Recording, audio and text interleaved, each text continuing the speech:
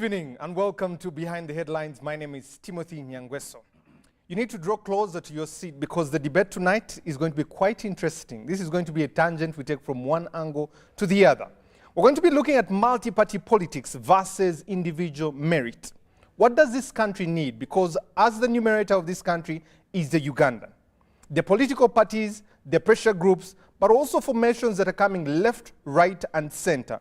But before we even gain traction of 2026, fracturing is happening in most of the political parties. When you talk about the National Unity Platform, when you look at UPC, DP, the FDC, but also the latest being the Patriotic League of Uganda. FDC, today the Katonga branch coming out to say they have 5 points. One of them being that they're about to make a new formation. What does that mean for you and I as an ordinary Ugandan? Does the national cake get to be shared by every region equally and for the benefit of all of us to get services delivered? This and more today on Behind the Headlines. But let me introduce the panel that is with me. On my immediate left, he's no stranger. Honorable Ojara Martin Mapenduzi, who is the Member of Parliament representing the people of Laibi Bandege, but also a coordinator of the Patriotic League of Uganda in Acholi region. Good evening, sir. Good evening, brother. I hope I have got that one correct. Well, I think you have not done badly. I hope we'll get some. You have not done badly. I have not done badly at all. You need to improve a bit. Congratulations Thank you on very much. the appointment. Next to him, first time hosting him here on Behind the Headlines, Mr. Joseph Ocheno, a former aspirant for the presidential of Uganda People's Congress, a policy analyst and a political commentator. Good evening, sir. Pleasure to be here. Timothy, you do fantastic work. Thank you very much. Next to him, this conversation started at midnight last Thursday morning. We seem to have brought it all the way from the parking lot to the floor of the show here. Honorable Omara Paul, who is representing the people of Otuke County. Good evening, sir. Thank you, Timothy, for receiving us. Good evening, viewers. And we call it the alternative. The alternative. He knows what it means. I hope by the time we end today, we'll know what the alternative is. I also want to introduce Captain Honorable Francis Babu, a senior citizen, but also a veteran in the politics of this country. Good evening, sir, and it's good to have you. Good evening for having called me off the bench. I was on the bench. I'm representing somebody. Who am I representing? I was not invited. I just came out as a reserve. And we're glad that you're always on the bench to come I'm and on the make bench, sure yes. that we win this match. Yeah, now I'm in the first 11. First 11. Okay. Now, lastly but not least, Honorable Godfrey Kabyanga, State Minister for ICT and National Guidance, also a coordinator for the Rwenzori region for the Patriotic League of Uganda. Congratulations, sir. Thank you, Timothy, and good evening, viewers. And that's what the conversation is going to be today. We're going to digress from every other place on political planes there because it seems the traction for 2026 is beginning to pick up faster than we had anticipated. As you saw today, the Forum for Democratic Change of Katonga has come up and has put together what it will call a new formation. In 2 months, it's going to be traversing this country to see what Ugandans really need. But also, PLU, the Patriotic League of Uganda, beginning the 15th of March, will be in Greater Masaka, traversing that area to find out exactly what Ugandans are interested in. You and I, what are we interested in? Get to our YouTube channel, drop your comment there, let us know what you think, or go to our X handle, hashtag UBC Behind the Headlines, let us know what you think, or the number 0709 60 25 92. Drop your text or WhatsApp there. We'll be getting to that at the top of the hour.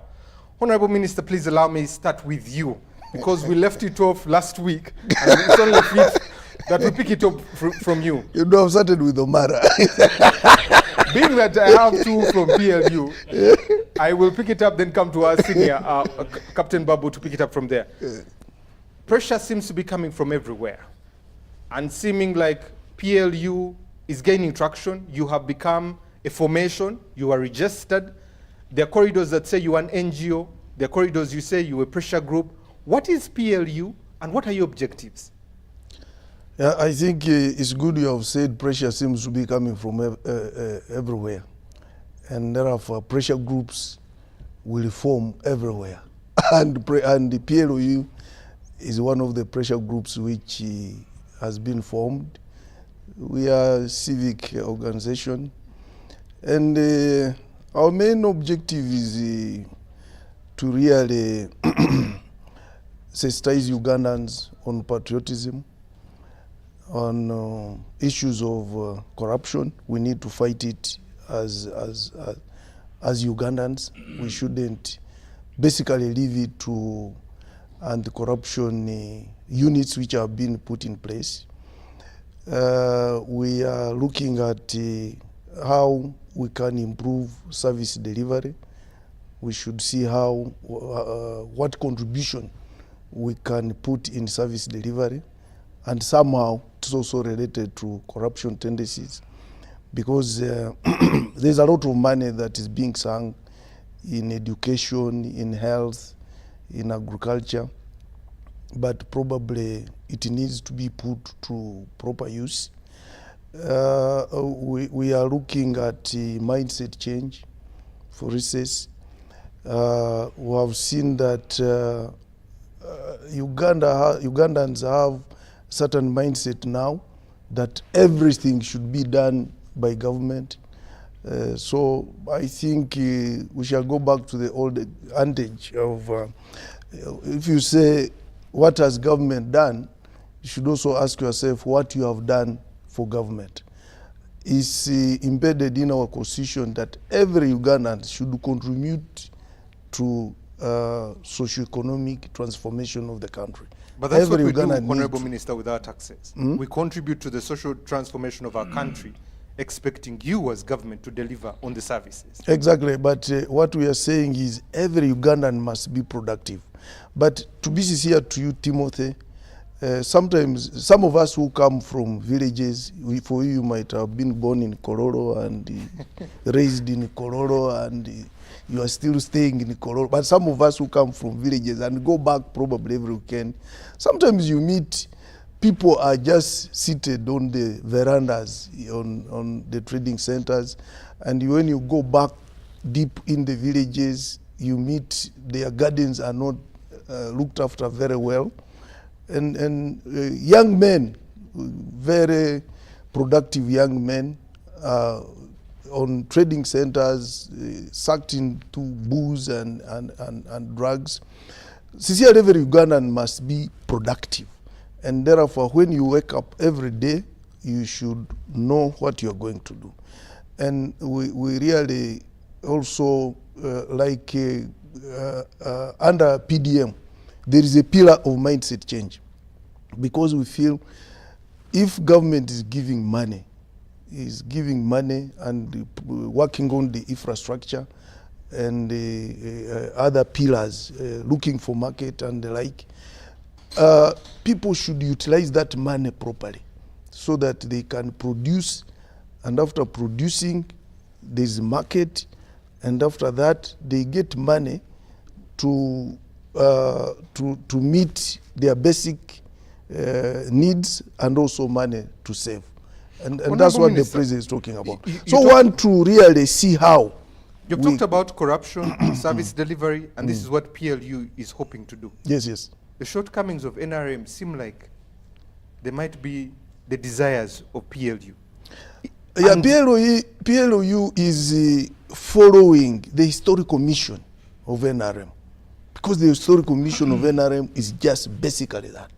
And PLU has come in to really complement the work NRM is doing. So is And PLU it's- part of NRM? It's not part of NRM, but Is NRM part of PLU? any organization that supports the historical mission of NRM and complements NRM services is a friendly force. And the PLU has members from all they are just like-minded people. So- we had the NRM people there, we had the FDC people there, we had the NUP people there, because my brother Mapinduzi is not NRM, but he is also part of PLU. I'll come back to that one a little bit because it doesn't look like Is it a special purpose vehicle? Is it serving the interests of the NRM? It's a historical mission. Generally, seems like it's a tire off the car going somewhere. But I'll come back to that. It's a special purpose vehicle. I think you have done it well. Let me come to Captain Francis Babu. When you look at the terrain from your lenses as a senior citizen of this country, and you look at 2026 and the future of this country, do you have confidence? I beg your pardon? When you look at 2026, UPC in fractures, NUP in fractures, DP the same, FDC the same, NRM looking like they're getting PLU. From your lenses as a senior citizen, when you look in hindsight to 2026, do you have confidence in the future of this country come 2026? Thank you very much. And good evening, viewers. Good evening, the panelists. You've already answered the question. We have failed to run political parties. You've actually answered the question that pluralism in this country has failed. And therefore, we need to find a solution to our problems. I go back to 1950 when the parties started until today. The same things are happening over and over again. In fact, it's like a spoiled record. It's the same thing. And when you talked, actually, I was wondering whether you had written some notes to tell me that actually all these political parties are a big failure. This country can go without those parties. If we said all parties stop today, these gentlemen will continue being leaders without them. As far as I'm concerned, we are tired of drama. We are in drama on the expense of 48 million people. I am extremely perturbed by these jokes. We have a country, 48 million people, and some of them are extremely poor. We have come up with all sorts of things which are total cockbull as far as I'm concerned. We have a country.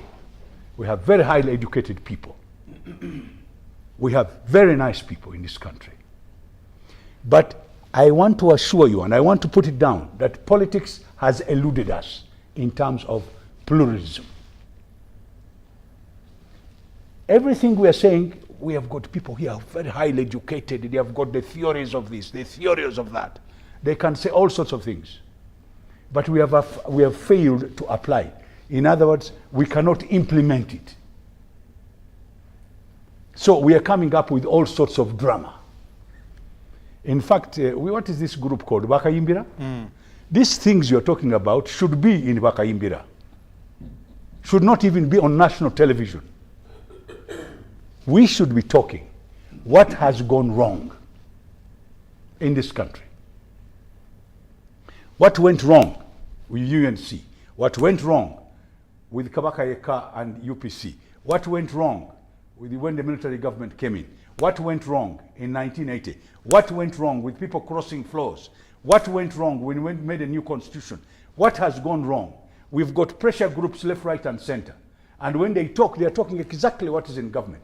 There is nothing you are talking about developing this country that has not been written by economists like him in government. They are in paper, and you can bring them out. All we have failed to do is to implement them. So as far as I'm concerned, and I'm saying it now, loud and clear, listen to me, pluralism, we've got to go and sit down on the table and have a mindset change. Are we doing the right thing? And by the way, today, it's not the name of the party that's the problem. It's the people in that party that is the problem. All those parties, they're okay. These entities, you can go and get them registered.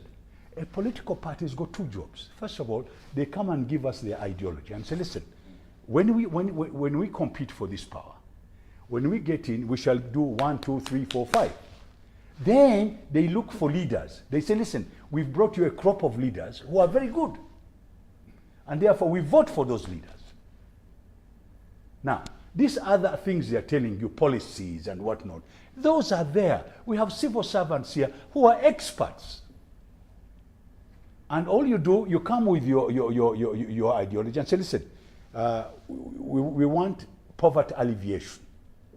How do we do it? So you sit down and discuss. As far as I'm concerned, and I'm sorry to say this, I'm sorry, I should have cried tears. The things you people are putting even on television, national television, is shaming us. To say that we have failed, you're actually telling us all that we have failed. So we are coming up now with the drama to make Ugandans laugh and be happy. Please, I am asking you kindly, let us look at pluralism, multi-party dispensation, the problems we've had, how can we find solutions to this problem so that the different parties can actually work? Must we have a mindset change? Yes. We need to think very hard. And by the way, we are talking about food for our people. The more you people play around with these things and make them a joke, the more we're going to get in trouble. And so I'm ending by saying this.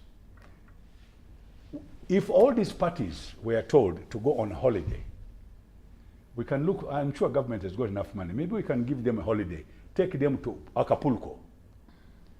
Uganda will continue and even do better without them. Because our technical people, the people who are educated in the Bank of Uganda, Ministry of Finance, everywhere, can come out with this program and we can implement them. So I want to say this. Please, I warn the politicians, the more you do this, the more people are going to get annoyed with you, the more they are going to get fed up with your parties, and in the end, you're not going to be there. So change your approach. And Captain, I'm glad you have been able to spill it as it is. But when you look at ANC, KANU, when you look at the Democrats and the Republicans, their institutions, what has failed us to be able to have parties that are institutions? Are we failing at ideology? Are we bankrupt in the area of where is the problem of our parties that they cannot outlive the personalities that are heading them? Very good. A foundation. What was that thing in the Bible? If you throw the seed on the rock, what will happen? It will not germinate. Yes. If you throw it somewhere, when you throw it on the right soil, it will germinate. Not so? The parties have never been set on the right soil. They don't have a foundation. Most of them come from very, very interesting approaches. You find a party says, oh, that man, they started a party, is in a religion. That one is on tribe. That one is on this one. So all our parties are really standing on marshes. They are not on a good foundation. Let's look at our brothers and sisters who started these parties. I think the British did quite a reasonable when they started their parties. From Magna Carta, came all the way, started parties after the Industrial Revolution. You come up with parties. What were the points there? You had landlords, serfs, and tenants. You had industrialists and workers. Are you with me? Parties came out of those. Our parties came in 1950 from people who were agitating to sell cotton.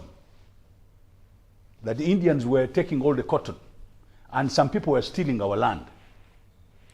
Around that time, parties started. UNC was the first party. When UNC started, a guy said, no, but these guys in the UNC, they belong to a certain religion. Let's start another one. So they started another party on another. Basically, they came from one side of our people who had gone into religion. Immediately before that, we had just had religious wars in this country. So here comes two parties. One is called this, another one is called the other one, and they move on. They start having their arguments in there. In between there, one group says, no, these people are inside this area, another group is, so here they go on tribalism again. So we have splitters. By 1958, we had all sorts of parties here. I'm sorry I had to go back to show you how it came on evolving the same way. By 1961, one group said, for us, we're not going for election. We're not going in the legico. We're not doing this. These are all the same sort of... So it was not set out to have these parties come out to talk about particular ideologies, which would help the people. It was me and me and me and me. And by 1962, groups combined, we had elections, and we had a government. people were not happy. Just a year before the year were over, the whole group on the opposition crossed the floor. They left, I think, 2 people on the opposition side. Again, same thing. By 1966, we did not like each other. We came up with all sorts of things. They had very good programs, by the way. In 1960, if you read the programs which were there to develop the people, you couldn't believe it. But they could not implement them because they were fighting among themselves. Same thing happened. The military came here, did all sorts of things. 8 years later, they left. Another group came. Same thing happened.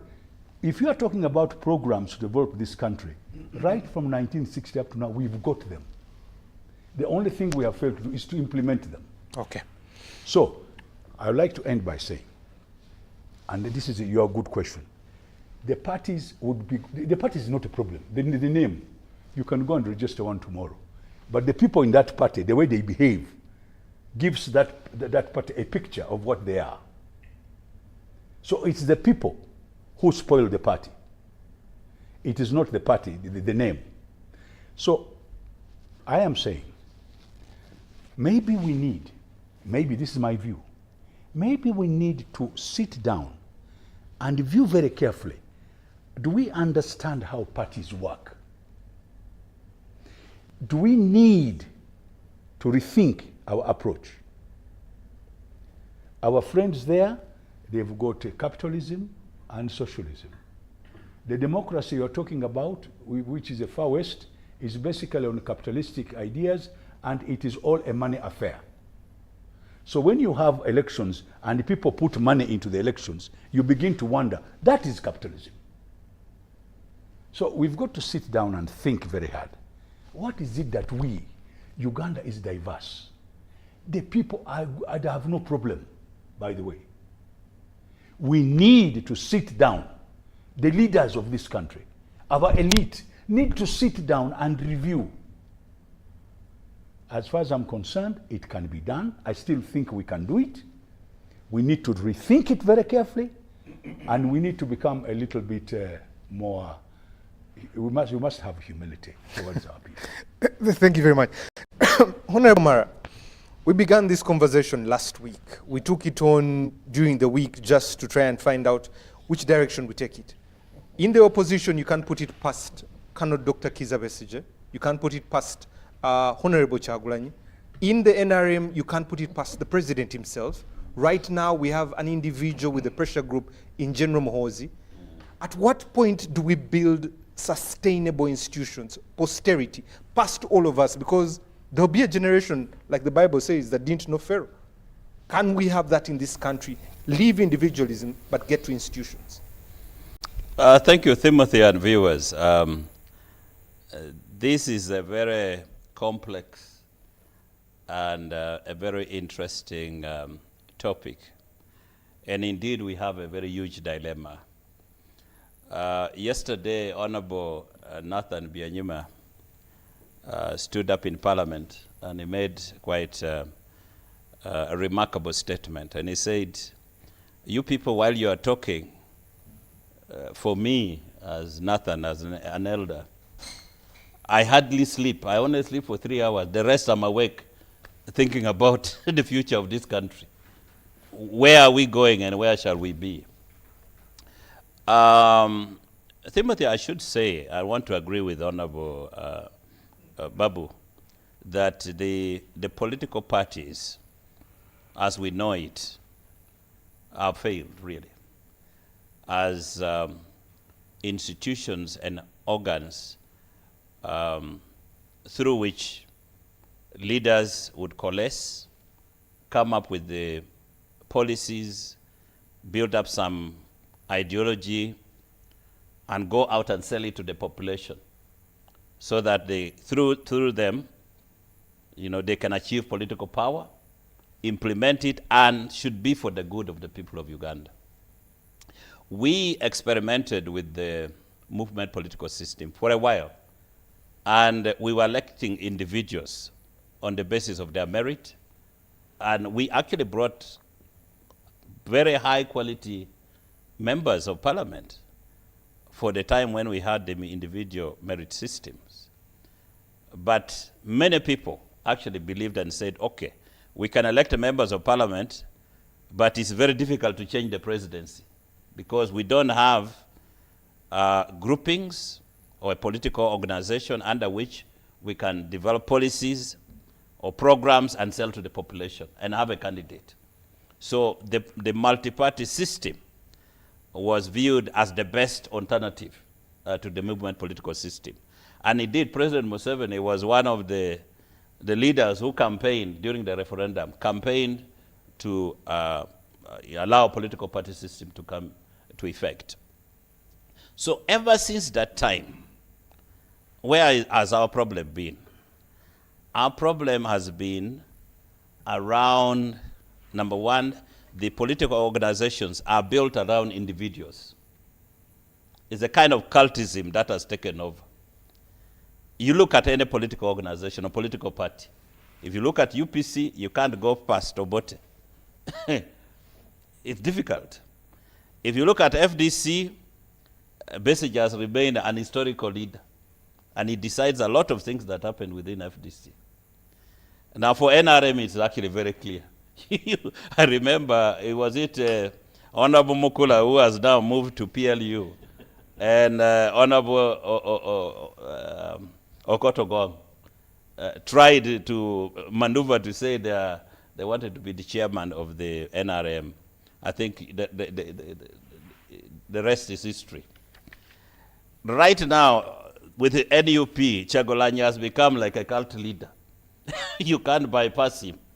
So our failure is that the leaders who head these political organizations, political parties, are much bigger than the institutions themselves. It's very difficult to remove a leader in those political parties, and they have a lot of say. Look at, take a quick example of ANC. ANC, the party is more powerful than the president. We haven't reached there yet. Can we reach there? Go across in Tanzania here. CCM, when your term comes, you go. And there is a process in which leaders are developed through the political organization, and people are certain that after this person has done his 2 terms, there are leaders being groomed. And there's a pipe through which confidence is built that, you know, I can actually take a shot at the presidency. Now, what is happening where my brothers here, for example, in the PLU, for me, I consider it to be an offshoot. I said it last week. It's an offshoot of NRM. And I personally, I think it was a strategic action to neutralize the NUP leader. Because you see, we must accept that we are all aging. Now, the leaders who came here in 1986, to date, they are no longer young people. They're elders. They are beyond 70 years. Now, if you're above 70 years now, our population, 35 years and below, they constitute almost 75% of our population. So they are looking up to new leaders. That's why you find Chagulanyi, who was just yesterday a musician. Look at the following that he carries. So I thought this would be an attempt to kind of neutralize that. But what surprised me, though, is that the leaders of NRM, because I thought PLU, even MK program, was for much younger people. So you get MK there with these young boys and girls to kind of neutralize NUP. But surprisingly, the leaders of NRM, the ministers, MPs, they're all now running there. And I had the opportunity to talk to some of them, and the ones I do respect in Parliament. Do you know what they say? No, you stay there for me. You stay in your NRM for us. We are moving. Power is moving there. I can't stay this side. So the leaders actually have become despisable. Why? It's now more about groceries than the future of the country. Because if you ask, you see, NRM has been elected for a 5-year term and to deliver on a manifesto. Now, you can't have ministers saying, there's corruption there. They are failing to implement government program. And I'm a minister in the government. So when you are in government, your work is to deliver on the manifesto for which the government was elected, the party was elected. If the pressure groups are doing their things, they said, young boys and girls, go and put pressure on them, you are offshoot. But for us as leaders, we are going to remain here. So I'm asking myself, within NRM, and I said last week that if the way I'm looking at things, if PLU becomes a political party, it will mark the death of NRM. Because as you see today, the NRM leaders have moved to PLU, and opportunistically so, because they believe General Muhoozi would most likely be president. And how should I align myself and make sure that I'm in the good books I'm seen to be associated? And the minister has talked about corruption. Amongst that group, there are people who have been arraigned in court for corruption practices. Their names are mentioned for corruption. Allegedly. Alleged, yes, alleged for corruption. Now you can't fight corruption when you have to fight in a court of law. So, But Honorable Mara, let me ask a question. Why is the president tolerating this? In your thinking, as an economist, why tolerate this and also the pendulum swinging around? So I think the debate here is political party good anymore, or we go to individual merit? What I'm seeing is that with the scenario which is happening now, I am telling you, if I was the Secretary General of NRM, I would be asking at the moment what I would be doing. Because my people have left. There is a new baby in town called PLU, and I'm seated here, I don't know even where to start from. Your members are saying, no, we are now there. Whether it's a pressure group, it is still not registered, but your members have moved. So the question then would be, where is the strength? And by the way, Timothy and the viewers, in the meeting of the PLU, all district chairmen of NRM were invited to Kampala. They attended the function. So, which means it's a fusion of NRM and PLU. There's a fusion. Thank you. Whether you like it or not. So the question now is the NRM as a political organization still in existence, or is now metamorphosing into a PLU? Which means now the political party of NRM as we know it, sooner or later it won't exist. It won't exist. So the question is, are political parties in themselves vehicle for achieving something great for us with a well-defined ideology, or you can use and discard as you wish? Thank you very much. Yeah. Joseph, let me come to you. And we'll say it from Captain Francis Babu, Honorable Mara, but when we come to the UPC that seems to be in bed with the NRM, and where do you fall, especially on the desires of Ugandans to see service delivery? You have a cloud of the late Dr. Milton Obote over your heads, and you seem not to be moving, and seemingly parties are not delivering what Ugandans yearn for. From a personal perspective, there is a little bit of frustration, as it were, on this very topic. And as I was coming to your studios, I was wondering, is this the topic of conversation we should be having? As it were, the question, as Paul has suggested, is almost like a debating thing of primary school, granted, but at a higher level. Multipartism democracy versus a no-party, monolithic, one-party, motley thing called NRM. The obvious answer is it's a democracy, competitive polity, multipartism. What happened in this country, before I come to your question, is that Mr. Museveni, very sadly, and his group, mobilized and organized at a very critical time post-Idi Amin, when we're clamoring and reorganizing and mobilizing, and we had successfully held a very successful competitive multi-party elections in 1980, in which two very clear parties took their positions. UPC won convincingly, but DP was a very organized, sizable opposition and went to parliament as an opposition party. NRA, disregarding courts, opted for the bush. Granted, I'll make it a very quick one. When they came to power, somehow with the help of DP in 1985, they sought to ban political parties. When they sought to ban political parties, somewhere this motley thing called movement, no party thing, came up. I'll tell you, and those are somewhere in my memos with the details, that a major Southern African leader, since you talked about South Africa, is reported to have, in a meeting of SADC leaders where Mr. Museveni addressed somewhere in the 90s, to have told SADC ambassadors somewhere else that Mr. Museveni went to brief them on this thing called movement political system. And I'm told this leader, a very eminent president, said, this guy came to tell us about this thing they're doing in their country, which none of us could understand, meaning pushing for this monolithic no-party system. But credit to Mr. Museveni, possibly history will tell him, when you look at political systems, that a movement political system has now gone into the dictionary books, that there is a system. Is it communism? What is it? You know, ban on political parties in 1985-86 was disastrous. From 1986, there are nuanced suggestions from the other side about this idea that political parties are bad, allegedly, for whatever reasons, and then what we need to do is to go for this personal merit monolithic thing. Unfortunately, they went for it, but they went for it and it was confined to as an individual as Mr. Museveni, and they've run with it for 40 years. What am I saying? Amidst that happening, political parties literally were dead for 20 years.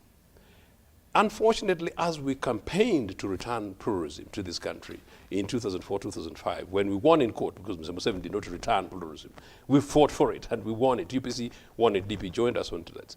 Once we got that, unfortunately, that's an important point, our leader, in this case UPC's leader, died.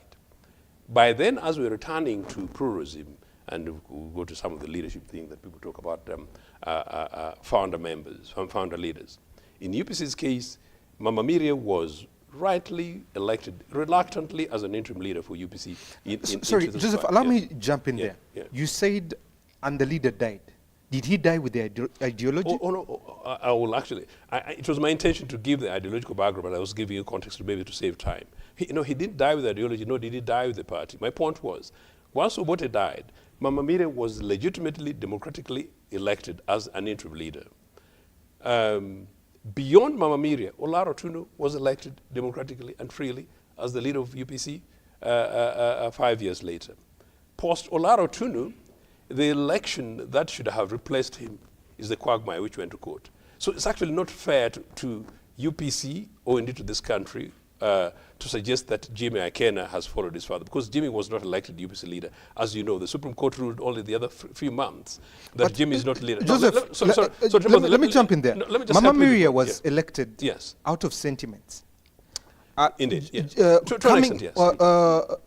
Ambassador Olaro Tunu came in there and was still antagonism within the party. Coming in, Jimmy, you still have antagonism with Jimmy, Honorable Jimmy Akena, going on there. Does UPC really have, like Honorable Babu said, an ideology of what it stands for for Ugandans? No, we do, but I think, let me conclude this part. We do. Mama Miria was elected with a narrow sentiments and emotions at the time following the death of the president. Olaro Tunu was convincingly elected. It's Milton Obote who told me when I was head of the party in UK that whatever your leadership, whatever it is, you will always have people on the opposing side. Olaro was convincingly elected. Of course, people had views against. I stood against him. But he was elected our leader. Mr. Museveni does not have 100% support in NRA, although I know sometimes the staff ballot papers, even if it were in Nambole. My point is, when Jimmy stood for the election of for the leadership, he wasn't elected. So Jimmy has never been elected. The Supreme Court ruled that Jimmy is not leader of the party. What has happened in UPC is the hands of NRA in UPC, like they did it in 1985, like they did in 1996, until today. The support that they give Jimmy and Betty to basically, and many other people, sort of disorganize the political party. So what am I trying to say? I'm saying the challenges in established political parties has been actually you could argue, the push by NRM to disorganize it. But back to the ideological question, Captain Babu is quite right. That our founding as Uganda National Congress was quite clearly on values and on the ideology. We are a social democratic political party and absolutely convictionist. By independence, it was very clear we were.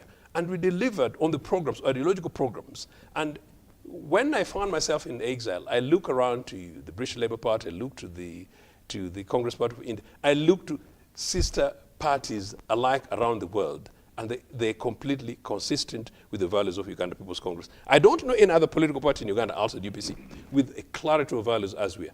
Our problem, though, is that since the return to multipartyism and since the death of the president and since Olaro Tunu, we haven't resolved our leadership. And let me tell you this and read my lips. In the very likely event that we resolve our party leadership, Uganda People's Congress, with the pressure groups and civil society organizations emerging to fight corruption, Uganda People's Congress values as a social democratic political party, whose values are at it is to push for education, to push for health, push for public services, push for agriculture, push against corruption, push against chauvinism, will become the relevant political party. And I can't wait for these leaders of the civil society organizations to come to the political party of the future, which is Uganda People's Congress. You might need to join PLU. But let me come to Honorable Mapinduzi. First and foremost, congratulations, now you're a coordinator. But let's look at PLU. Oh, okay. In their He said it twice. I'm sure you're going to say it that time. Okay. The Honorable Minister Thank you, my senior. Was clear enough to give us a bit of what the roadmap is. You have been part of FDC, which is now disgruntled, seeming to make a new formation in Katonga. You were independent. You recently signed an MOU. You're now with PLU. What is happening? Where are you? Please, Thank you. Nobody is disgruntled. They have a misunderstanding. That's the drama you were Let talking us about, not use Captain bad Francis words Babu. against They have a small misunderstanding. What is the I'll stand now, and I'll, what is the future of our country? I'll start from another angle. Of course, you are quite provoking, which is good. But I'll tell you that whatever you see happening with the different political parties right now in this country tells you a lot about where the country has been, the challenges we have gone through, and the challenges we face today, and that should help us to carve out how we are going to move forward. What you see in UPC, what you see in DP, what you see in the FDC, and to some extent in the NRM, even in NUP, We have liberal party also. science and Is it PPP? PPP, exactly. Yeah, we have a few. And farmers. So what you see in all these political parties are signs and symptoms of a society that has been through a lot and is struggling to find a direction. And in the process, a lot of things happen. And for me, I do not want to lose hope. Yes, there are issues in FDC, there could be issues in NRM, there could be issues in DP and so on. But at the end of the day, we should be able as a country to accept that, look, a lot of things have not gone on right, and so there is need to deliberately begin to have these discussions. I heard how my senior colleague, Honorable Paul Omara, how he struggled to, he sounded extremely worried talking about PLU. Interestingly, he even does not. No, That was somebody else. no. I think He's for him- one of them. I think Honorable Omara. Let's listen to Honorable I think Mapinduzi. Honorable Omara sleeps for 7 hours. but just to say what I wanted to say is that when you hear Honorable Omara talks about a new formation like PLU, you clearly see a tone of someone who has not understood what this pressure group is. And I'm not going to blame you. So I'll commit to having time with you to take you through what PLU is all about, so you get to appreciate. And you also said, the Honorable Minister has run to this, has left NRA. That's not correct. In this country, you are right to associate with people, with whom you share ideas, common ideas, and you believe there is something you have to achieve. And about PLU it's a group of people who believe that so much has happened in this country, but the country has a future. And so we need to talk. We need to think about tomorrow, but we also need to care about what is going on today.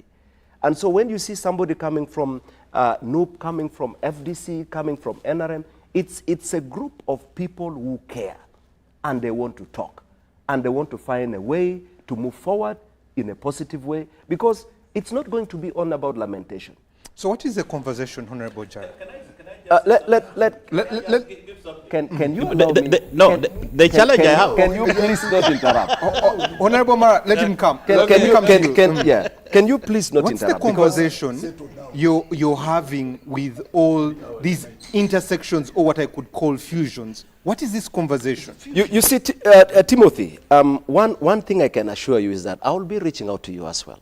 And yeah, because look, you are Ugandan, and you care about this country, and that's why every Wednesday you sit here and talk about this country, and so it's not wrong to have a discussion with you. So let me ask, Honorable, and good enough, both you, Honorable Mara, and you are here. You stood at the beginning of your term with the Constitution and said you would defend it. The Honorable Minister is here. You were breaking the Constitution. We are not breaking the Constitution. Article 208 of the UPDF Act prohibits any member of the army to participate in partisan activities. Let me tell you. Let me this. continue. Just hold on. Listen, and this is where I want to correct you. Section 17 Listen says here. subversive, a person who is subjected to military law Now and that's- displays any following conduct: quest for cheap popularity, intrigue and double talk, formation of cliques in army commits, and also that is subversive and is committed to life in prison. Aren't you breaking the law? I'll ask you 3 questions. 1, is PLU a political party or a platform for Ugandans to talk about Uganda of today and tomorrow? It's not a political party. But you're having partisan No. activities. Listen here. Let me correct you, okay? Because you see, do not be so stuck to. PLU is not a political party, and you heard from the Honourable Minister, it's a pressure group. With political activities. A group bringing people to talk about the affairs of this country. And if you're talking about Uganda, you will talk about lots of things, all right? And so you are not going to. So are you saying you are a journalist and you should not talk about what concerns? That's where we go wrong. Within the context of the law. So it is not a political party. It is a it's a pressure group. Doing political activities. Well, political activities, economic activities, and all that. It's about this country, and you need to take that in good faith. Now, the other thing that I need to, and you need to calm down. No, Okay. because You need to calm down. the question. Yeah, because- no. because- Honorable Jara. Yeah. No. Honorable Jara. I'm really calm. It's just that. Yeah. Yes. Yeah. Honorable Jara, because the thing is, all of you, including Captain Francis Babu, have stood to defend the Constitution. Exactly. But when I look at the UPDF Act, it's being broken. You are choosing a serving military officer to be a chairman of a pressure group that is doing political activities. Well, you were pledging to fight corruption. You're pledging to reach out to all these things that NRM's shortcomings are seemingly like PLU is picking up on these. So really, aren't we beating the same horse? We're trying to judge with discipline? PLU as a legal group, and I can authoritatively tell you this.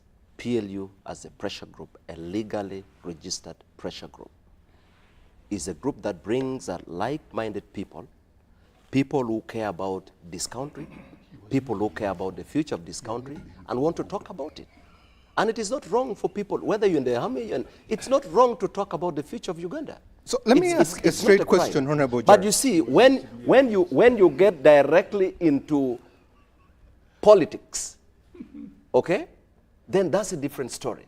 But Will it doesn't stop you- PLU present candidates come 2026? But why are you talking about 2026? We are talking about, it's not a political tomorrow. party. Listen, we are a pressure group.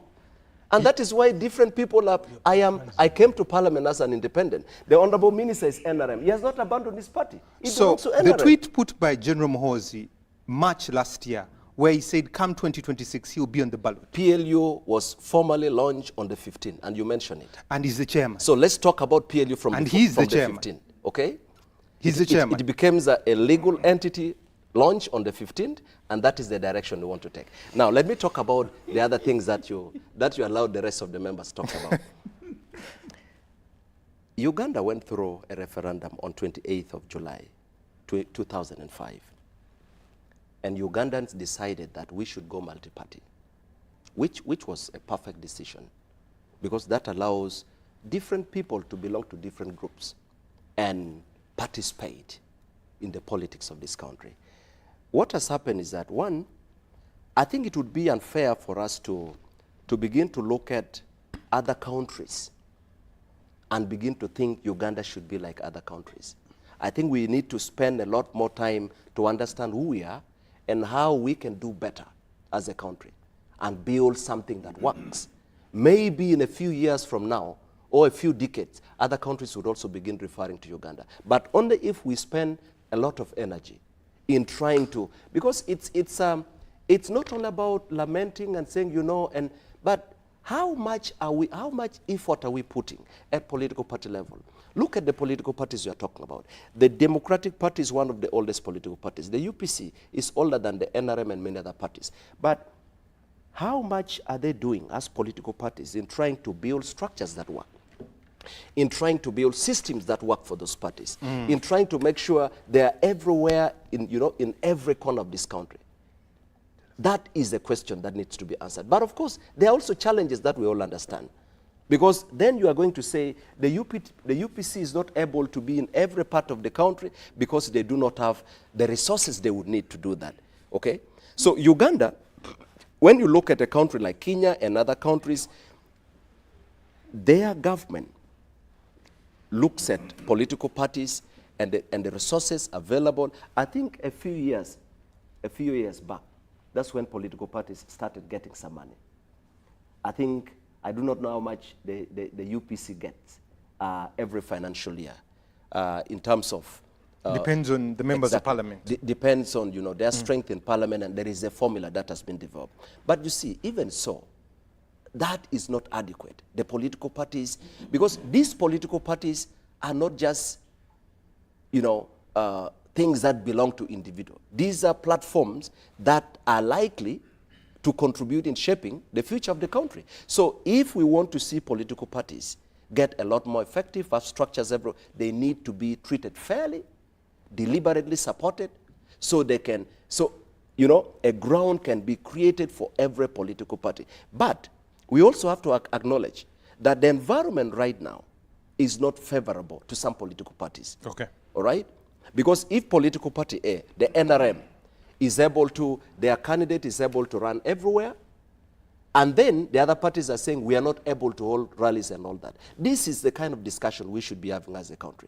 We should allow every political party participate freely. We should create a level ground, and that way we can begin to see the things we are talking about. So it's a long journey that we have to take as a country, but we need to learn from the past and make sure we put the commitment required. So we will continue talking about, this group, Chagulanyi is this, or Besigye is that.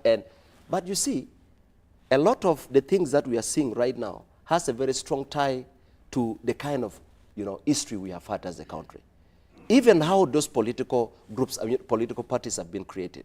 When you look at the history of the FDC, how the FDC, majority of those who started the FDC majority of them moved from the NRM, and others moved from the other political parties. When it started as Reform Agenda and later on PAFO, and then came into, a lot of things have happened. So we need to put a lot more energy as a country in making sure that even at political party level, every political party invests in building systems that work, building structures, and that will help solve the problem. And that's part of the discussion we are having as PLU. That look, listen. Very interesting. Honorable Yeah. Mara, and then I'll give Captain Francis Babu, and then we call it an hour for now. Yeah, thank you, Timothy. I was just bringing in, I am not worried or against PLU. Let me bring the dichotomy. I'm saying that PLU as an institution, I say this, I consider it to be an offshoot of NRM. And it was supposed to be a group of young people that was going to create pressure on the NOP, for example. Now, what surprised me is to find the leaders of NRM going there to PLU and turn around and start throwing that at NRM. You can't do that. If this is a friendly force, you can't sit there and criticize the party which is the vanguard of liberation and of development in Uganda for the last 38 years. You can't turn around as an offshoot and criticize it. That's where I have the problem. So it worries me because the institutional building, which should be keeping NRM as a political party safe and organized, is breaking under our watch. That's what I'm simply saying. So I'm saying that the political party as we know it then lacks very strong pillars that can anchor it solid on the ground. Because how can PLU, which is just formed yesterday, sweep NRM off the ground? That's something to ponder. You must think about it. Then the second one, which is in relations to the question that you've asked about offending the Constitution. Somebody actually said that the law, as we know it, must be blind to individuals, to all of us. The law must be blind. It must not see Mzee Babu to say, this is Mzee, let me not touch it. It can discriminate and moves, this one can. A moment the law begins to discriminate us, throw it away. It's no longer relevant. So the law must not see anybody. And that's why I said that there's a section of this country that looks at General Moses' involvement in this political activity as offending the Constitution and the UPDF Act. And also know that the UPDF that we have is an elite force. The one of Amin were uneducated. Even the one of Honorable Ostieno of the UPC of 1980. Was fine. Ours was fine. Just a minute. Where people who were basically low levels that came through were not maybe the commanding officers, but the foot soldiers were little uneducated. This army here, the army we have, UPDF, we are having senior 4 graduates. And they understand the discipline, they understand the Constitution and the UPDF Act. They are alert to the Constitution and the law. So a moment you do something, you can actually say they are not seeing it, but they are seeing it. So in whatever we do, and this is why we leaders, we must be held accountable. As leaders, we must make sure that we uphold the Constitution. It can be good for me now, but it might not be good for me tomorrow.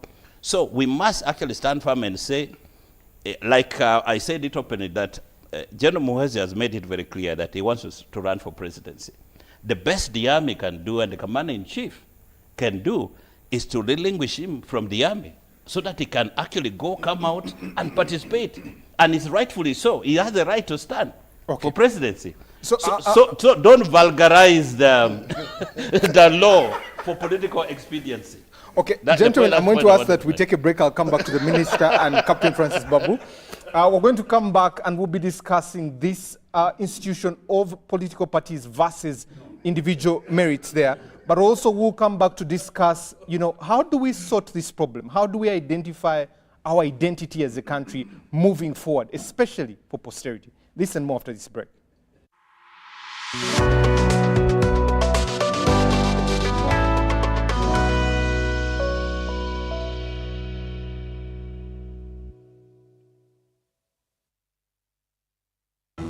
Fred!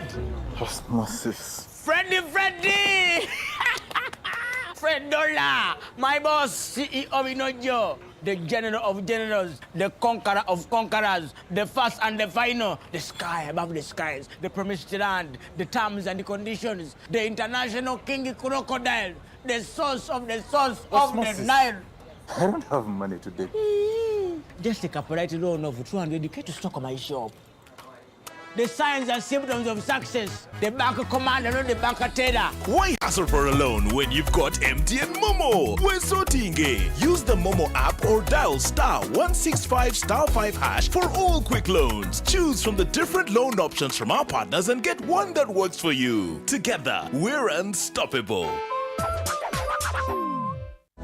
The government of Uganda and the Uganda Bureau of Statistics is calling upon all stakeholders such as the chief administrative officers, city mayors, resident city commissioners, city clerks, city and division councillors, wards and LC chairpersons, as well as the residents and business communities to cooperate with the UBOS field teams as we embark on advanced preparations to conduct the National Population and Housing Census on the 10th of May 2024. The census will be a 10-day exercise to obtain statistical data and information that will be used for planning and policy formulation, including information on 1. How many we are, 2. Where we are, 3. How we are living, 4. What we own, and 5. Where we access services from. The Uganda Bureau of Statistics has now started listing of households and mapping in the 11 cities of Arua, Fort Portal, Gulu, Hoima, Jinja, Lira, Mbale, Masaka, Mbarara, Soroti, and in the Greater Kampala comprising of Kampala, Wakiso, and Mukono districts. For more information, please call 0755 342 128 or 0773 342 128. This message is brought to you by the Executive Director and Census Commissioner, Uganda Bureau of Statistics. Census 2024. It matters to be counted. Nyati Motion Pictures brings you Tuko Pamoja, a documentary film about our unity as Ugandans and Africans. Bunyoro would have simply created an East African community that we are looking for today. The rulers of Bunyoro are actually Luos. We people who live across the Nile, we are so related from our myth or from just the Nile. We are the same people and genetically we are even the same people. We are similar people. We are one. Pamoja, we are one. Use that word, pamoja. Premiering every week from 3rd February to June 2024 at the National Theatre and Indere Center. Daily screenings are from 4th February to June 2024 at Ham Cinemax and the National Theatre. To get a ticket, call 0778 787 660. Tuko pamoja?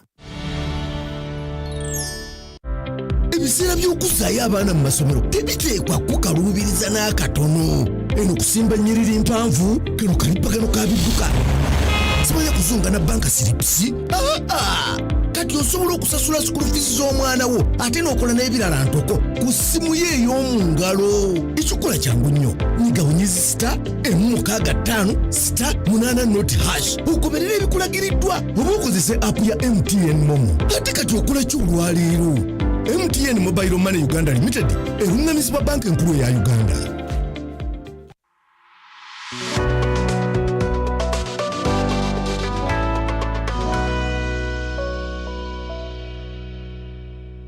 Welcome back from that quick commercial break. Even behind the scenes, the conversation still continues. My name is Timothy Nyangweso, and thank you for joining us in this last leg of Behind the Headlines. I'm joined by Honorable Ojara Mapenduzi, Mr. Joseph Ocheno, Honorable Omara Paul, the veteran himself, Honorable Captain Francis Babu, and the Honorable Minister of ICT and National Guidance, Honorable Godfrey Kabyanga. Let me get to some of your feedback before we get into this last leg of our conversation to find solutions to what our country needs. I love what I am listening to, especially on this program. Thank you very much, Captain Francis Babu, for always being outright as a person. Okay? Leaders in this country are more so political leaders under the disguise of political parties, are misleading the country because of their selfishness. They are simply looking for survival and where to lean on instead of giving the country direction to go. They all seem confused. If the leaders are confused, do not know what they stand for or what the common man at the grassroots. For God and my stomach. Chakala here. Okay, thank you very much, Chakala. Good evening, Timothy. Thank you so much for the debate. I strongly agree with Captain Babu. All these NRM people are just mediocres, playing around Ugandans' brains. They are playing drama for their own individual good. They need to be given a holiday of 6 months. Captain Babu, someone agrees with you. This is, good evening, Timothy. I'm Draga from Bara. I would like to thank Captain Babu for the wise and mature view.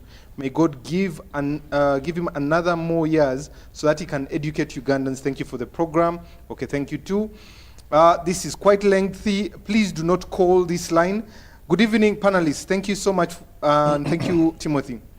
In Uganda's political parties, they're based on individual merit than ideological matters, more than those that are concerning the population. Therefore, leaders end up working to appease influencers in the party than look at the issues raised by the citizens. At the end of it all, we do not need political parties.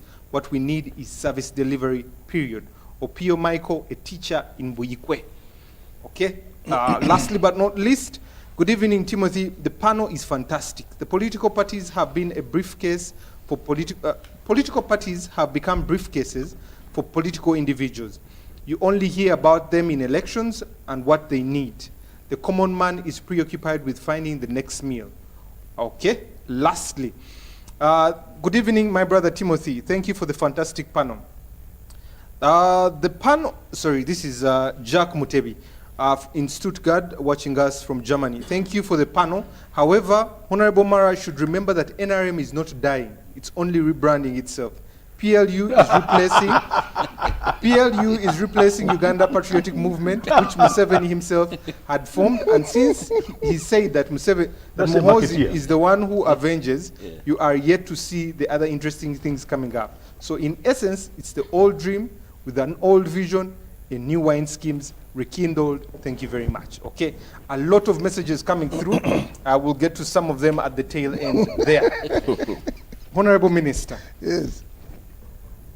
When you look at the future of this country, are you confident? Especially the statistic that was given by Honorable Mara, 75% of the young people, about 50% of those are dependents. Is this country their future, especially with political parties like Captain Babu said, the crisscrossing started in 1966. It seems like it's happening now. Do we have confidence in our country and its structures? When I look at this country, I'm very optimistic. I'm an optimistic man, and I'm very, very confident. And he sleeps. And I sleep, and I'm asking my brother, Honorable Mara, to start sleeping. Because this country is really in good hands. But let me first of all clarify one thing. Honorable Mara, we haven't walked from NRM to another party. And we have clarified, myself as coordinator and my brother Mapinduzi. For us, we are a pressure group. And we but you criticize corruption in NRM. No. Obviously, when even the president himself has talked about corruption, has condemned corruption. So if someone talks about corruption, he's not criticizing or what, he's mentioning some evil which is already in our system. Even you yourself, Honorable Mara, you have come here, I've been with you, and you criticize government over corruption. So that one, that one is not new. Actually, but that's partly why I call him the alternative. Exactly. and then, Timothy, one other thing we should really get clearly. Because you are talking about a journal participating in political activities, and one of them we have mentioned that is fighting corruption is a political what? Activity. Then probably we should first arrest the Brigadier Isoke, who is heading the anti-corruption unit. So the army can talk about issues which you may think are political. But this Patriotic League of Uganda is non-partisan. And we are going to talk about issues which affect our country. And not that we can't talk about them in NRM, we can also talk about them in NRM. FDC is also talking about them in FDC. But now, this is a group of like-thinking people which should talk. And then the issue of the general saying, look, I'm coming in 2026. First of all, the general has the right to stand as president. He is a general, serving military officer, and a seasoned general. He's a Ugandan. He has a senior certificate, and he's above 18. But for him to say I have a dream of coming 2026. It doesn't mean he has now declared the campaigns. No. I know if time comes and he would like to come, he will resign and start the campaign, because our constitution is very clear. I think you resign, is it 3 months before nomination of primaries? So that one, if it is there, it will come. But for us who are with him, he hasn't told us that now I have started what? Campaign. He's telling us, please, let us sit down, talk about what is affecting our country. And you should also know that he has been in this revolution from birth.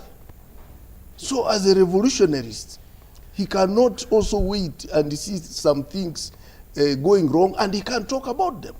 And he has brought together all right-thinking people to talk about this. And when I come now to, do we have a future? Yes. Honorable Minister, should we be discussing transition or succession? A transition, obviously. And you know, part of transition will be succession. Because you may not have a transition without what? A succession. Yes. So someone will succeed another. But one thing you should know, I think some people are looking at Geno as the first son. They are not looking at him as a Ugandan. Succession can be part of what? Transition. So for you, when you think about transition, you're looking at Omara, probably, because he's not a member of the first family.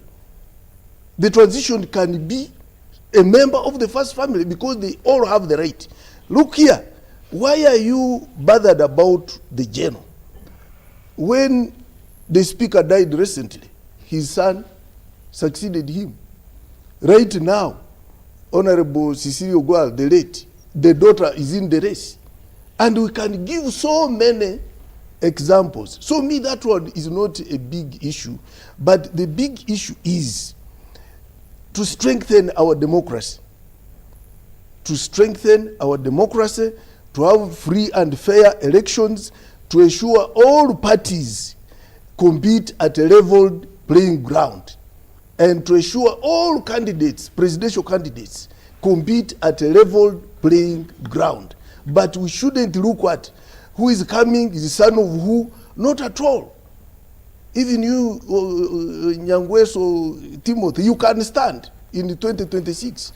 Nobody will stop you from contesting, so long as you have the muscle to do that. And me, I can see a bright future. Because now that the young people have picked interest in discussing what is taking place in their country, that's where the future is. And therefore, Patriotic League of Uganda is unstoppable. But as leaders of Patriotic League of Uganda, we are also aware that we must manage expectations of the people. We should also manage emotions of the people. We should also try to manage intentions of some people. And just as you have said, just as Honorable Mara has said, there might be some people who have opportunistic what? Intentions. That's why now we have formed a strong leadership to manage all that. Timothy, they are leaders because they are problems. Otherwise, if this country didn't have problems, we wouldn't even have a president. Everybody would be free because there are no problems. So even we as PLU, we can see that there are a few issues, and therefore as leaders we have to be strong and manage, and also bring out the message clearly. Because our message, our objectives are well documented. But you see that someone can even come on TV and talk about PLU and probably talk things which may not be rhyming with the objectives. All those are things which we must manage. And we are going to do that. And all Ugandans should know we are ready to welcome everyone. UPC, DP, NRM. And we have young people with energy. This energy, we should manage it and turn it into positive what? Energy. So because if we don't, it can become negative energy. I'll come to Honorable Mapenduzi here to ask about the corruption. But let me come to you, Captain Francis Babu. When you see the young generation in this country, and we're trying to build a foundation of an identity of a country, are we on the right course to find ourselves as a country, especially 10, 20, 50 years when you hear all these deliberations that are here? What I'm seeing here is very... And how do we find ourselves? Yeah. This is juvenile debate. We are talking about a nation. And we are not in primary or secondary school to start debating, to try and justify certain things. We are talking about a nation and a system of governance. How do we get those systems to work? When President Nyerere came here, when he retired, he actually visited Uganda, came to the conference center, and he said at independence they only had 8 graduates in 1961. Immediately it dawned on him, he didn't have enough people to run the country. Therefore, he realized, but the country, the people he was talking about, were not at graduate level. They were ordinary people. And therefore, he decided to have a vice president who was like the ordinary people. His vice president, who he had for many, many years, was a teacher, His Excellency Rashid Kawawa. And he mobilized the people. Then he realized there was something even bigger than that. There were 102 tribes. He had to bring something that brought them together. So he came up with something called Ujamaa and Undugu, something that would cement them together. Then he came with the last one, which was the cement, the language. Tanzania was not speaking Swahili throughout. Only the coastal area and the Dodoma place all the way to Kigoma, some of the other parts of Tanzania were not speaking Swahili. But now the whole of Tanzania speaks Swahili. What he did to try and bring everybody, to justify everybody on board, was defined. Actually, it is defined that when you make all people equal, you are a socialist. That's what they named him. That is building a nation. How do we build our country now? Let's not justify this person, that person. No. How do we build Uganda? With all these problems we've had, with all the things that are going on, what do we need to build this country? So 1, it is united. 2, the diversity we have is given equal opportunity. And lastly, that we can give the service to the people of this country. How do we do it? And I think instead of justifying this guy is good, that guy is good, that one is in uniform, that one doesn't have a uniform, that one is there. No. How do we change this country? Looking at all the things that we have gone through, all the history, let us not paint one person is bad, another person is good. No. As Ugandans, 48 million, I'm using the approximate number. We don't have the actual number. You're saying that we're 48 million. Half of them are young. The other ones are a little bit older and young. So we are talking about 20 million people, a little bit, we can say they are maybe adults. What do? We have problems. Now, people are saying the system is bad, that system. Let's look at the whole world. Apart from the Western countries that seem to have this democracy that we all sing here, how about the other countries? How about China? How about Russia? How about countries that don't follow that Western democracy, the so-called liberal democracy? How come they're there? What can we do to change our country? Because I'm not saying liberal democracy is bad, but we have tried it here. From 1962 up to now, we seem to be falling into ditches every time. How do we get out of this mess? My view is this. I'm sorry, this thing they call the movement, this thing, I don't agree with that. What really happened? Let's forget about President Museveni and the resistance movement. But when that system came, what did it do? You went to the village, you had a parish, you had a sub-county, and you went to the village to give you a leader. And they chose a leader. You went to the parish, they chose him again. You went to the sub-county, they chose them again. By the time you reached the district, we had a certain crop of leaders. It is the people who decided, not the party. The question is, how can we make the people of Uganda participate in making this country a better place? What system can we use? I'm not saying this system, the one I've just talked about, is the best. Is there a better one? Can we sit down? You're all very highly educated people. Can we come out with a system where Ugandans are participating in getting leaders without any hullabaloo? The Americans, when they first started, to choose a president, you had to be a landowner. It is an electoral college of landowners that chose the president of America at that time. Their view was, it's only people with property that can choose a good leader. That was their view. What is our view now? How should we choose our leader? Is this system we have working? Now, let us not justify this guy is good, this guy is better. No. I'm growing old. I better support this one because very soon I'll be gone. You are gone. Goodbye. The idea is very simple. How about our children? What kind of country are we leaving for them? How about our grandchildren? How about posterity? So my view is this. If we are having problem with all this system, we don't want pressure groups. We don't want this. Let the leaders of this country call a meeting. Let us sit down. Let's look at all systems. Let's get a system that can help this country to get out of these problems. And I'm not going to accuse anybody. Anybody is free to behave the way they want, but within the law. Captain Francis Babu, let me put a question to you.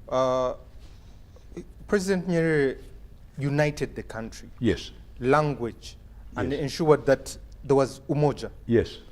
What would unite Uganda? About the same thing, but slightly different maybe. And how would it be approached?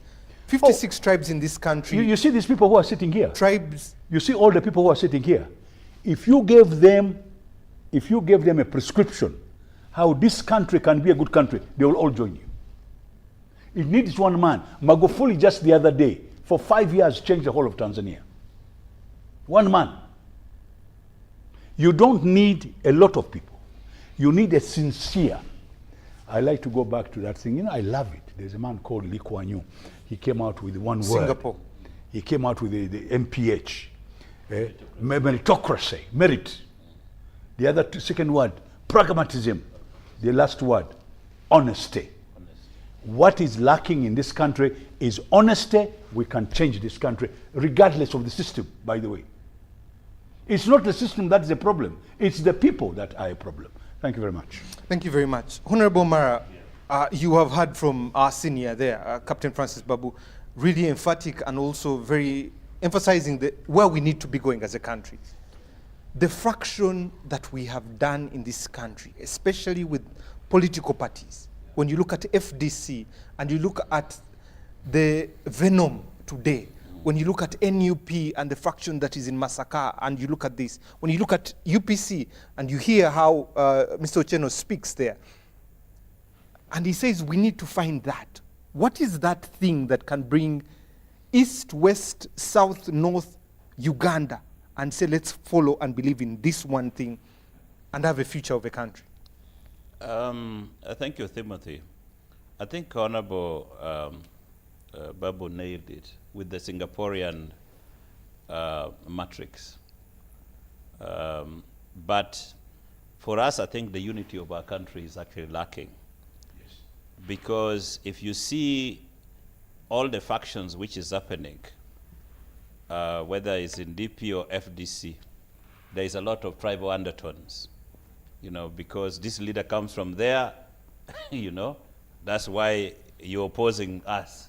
So it's us against them. So we have not had time to have a conversation about what really binds us together as a country in terms of our unity, having unity in diversity, because we are still very, you know, we do things with a lot of ethnic lenses, and somebody needs to come and rally people like the way Nyerere did.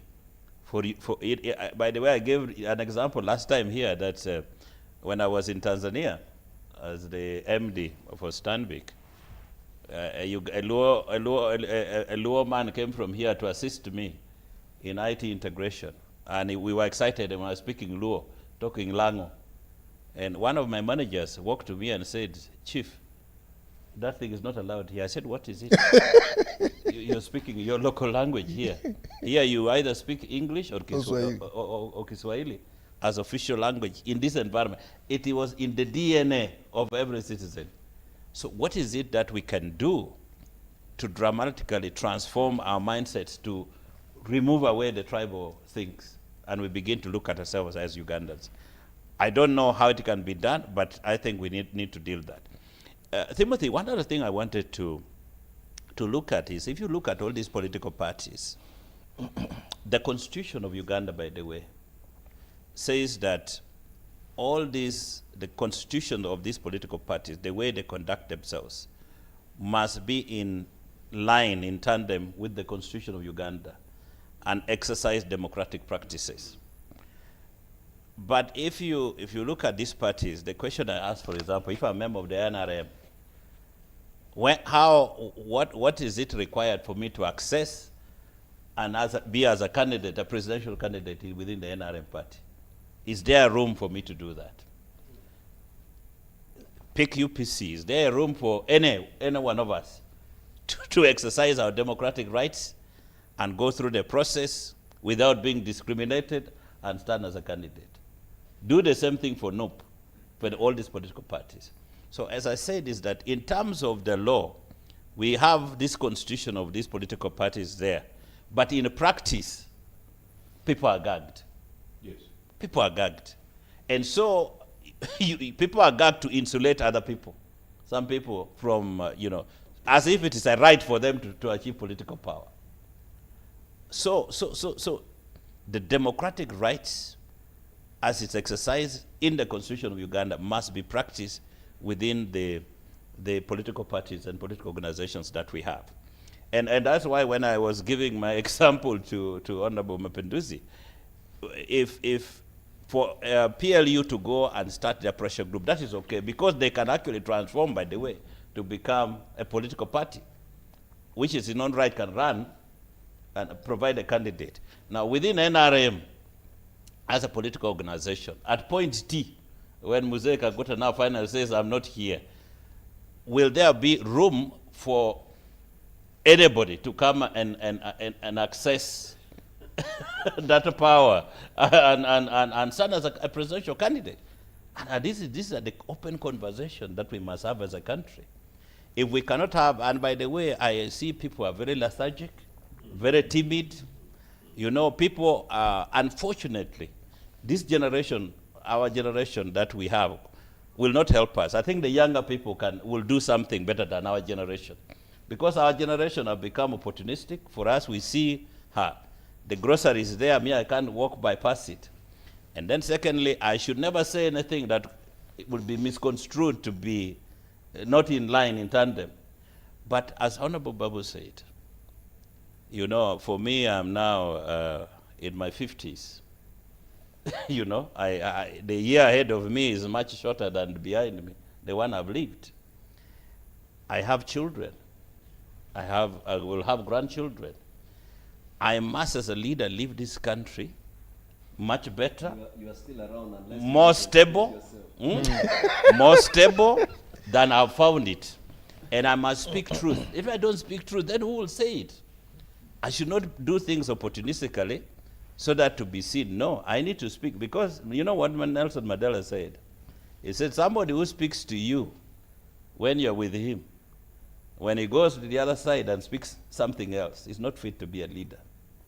So we must speak the truth, whether we are in silence or where we are in the open. So as leaders, we need to take responsibility and to say that this country belongs to all of us.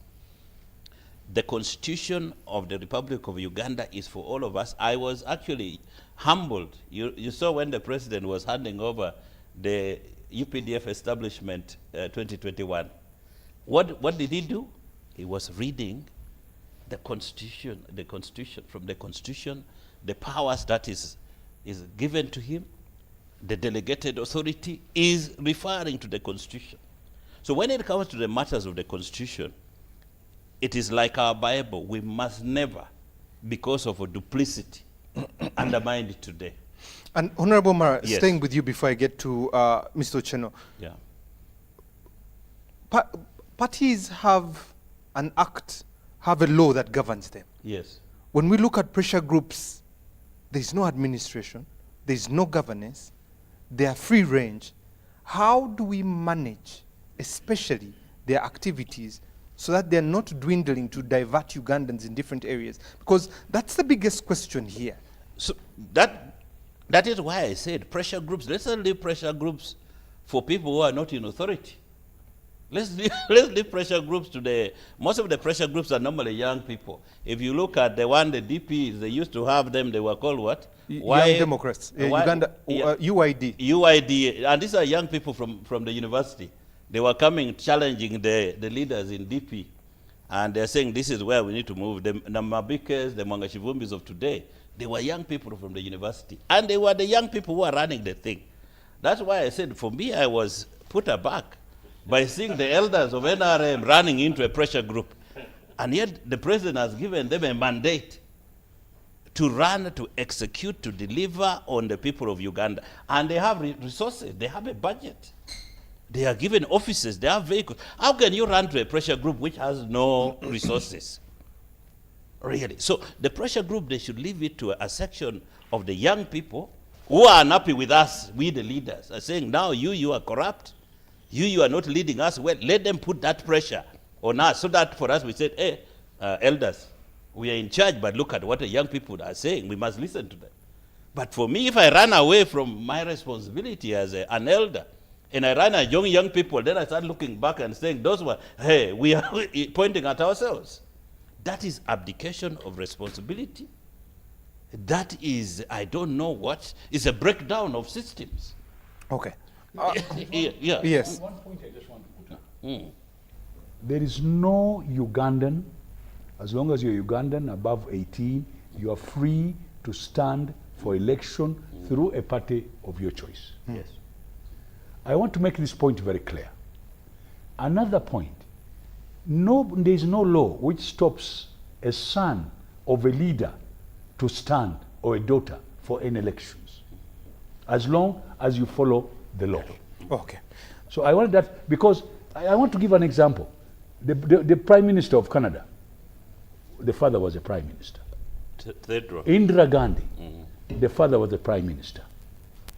Many others I can quote. So I don't want Ugandans to put that emphasis on that issue. Just follow the law, nobody will stop you from standing. Okay. Charles, Joseph, coming to you, when you look at the cropping up of pressure groups, you look at UID from DP, you look at People Power from NUP, you look, when is UPC getting a pressure group, and why are pressure groups cropping up? We don't need pressure groups. We are the established political party of today. We're the political party that founded competitive politics, which makes us agree occasionally with Otafiri that politics should be about a competition of ideas, to the extent, therefore, that I don't want to be left out quoting Nelson Mandela, who also said, and maybe this is very important for Ugandans, where seemingly we are heading towards the next few years, that people are trained and taught to hate, so we can be taught to love.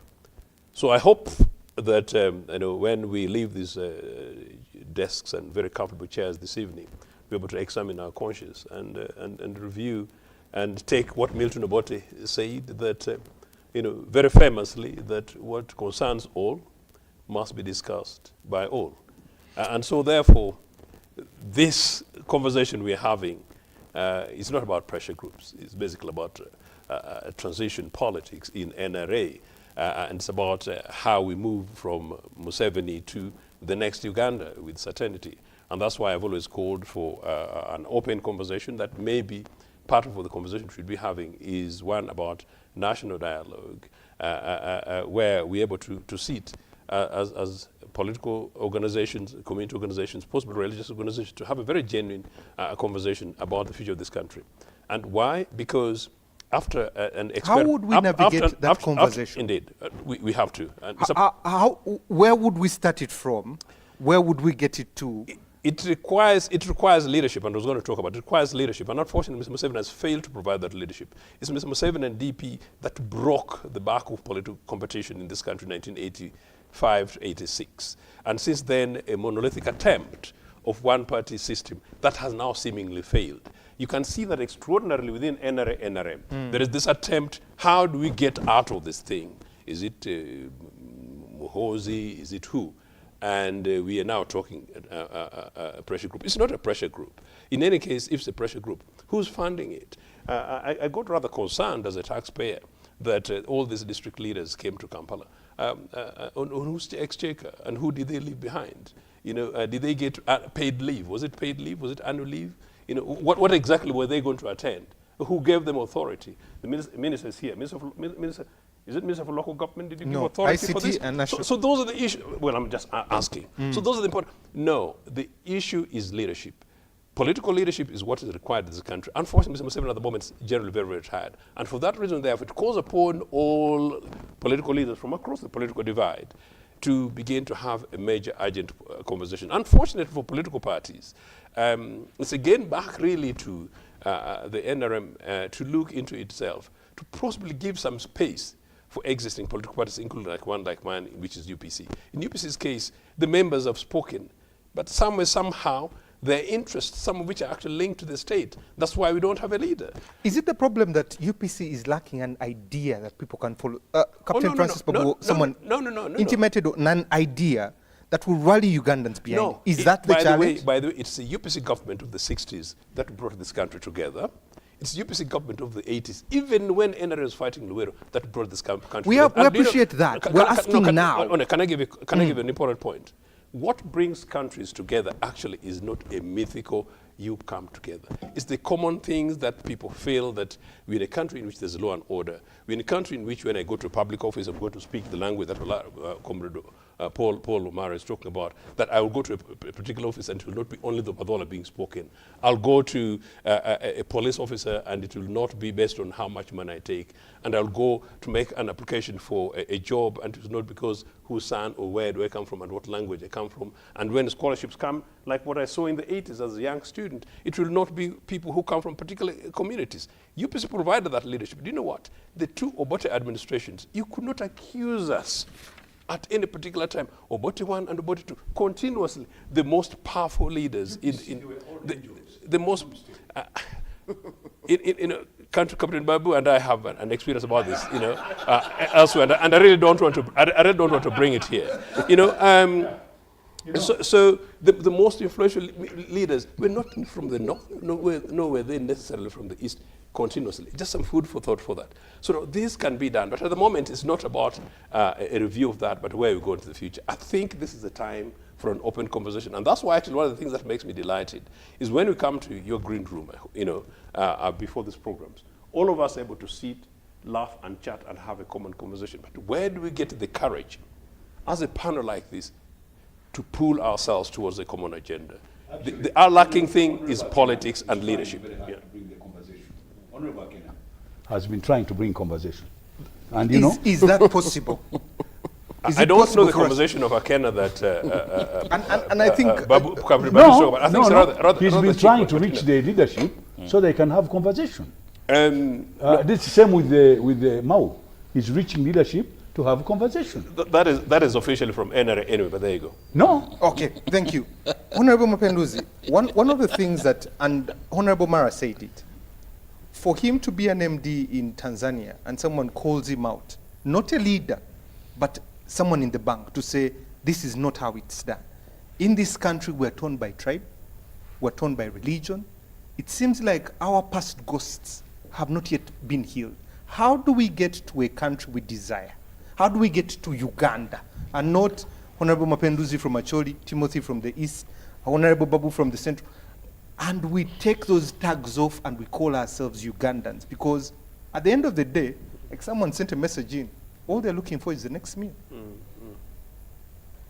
Can political parties deliver that? Yeah. You know, my brother, just as I started, a lot of things are happening in this country. And we need to acknowledge that our leaders fail us. The tribal sentiments that you constantly hear, how people are treated based on where they come from.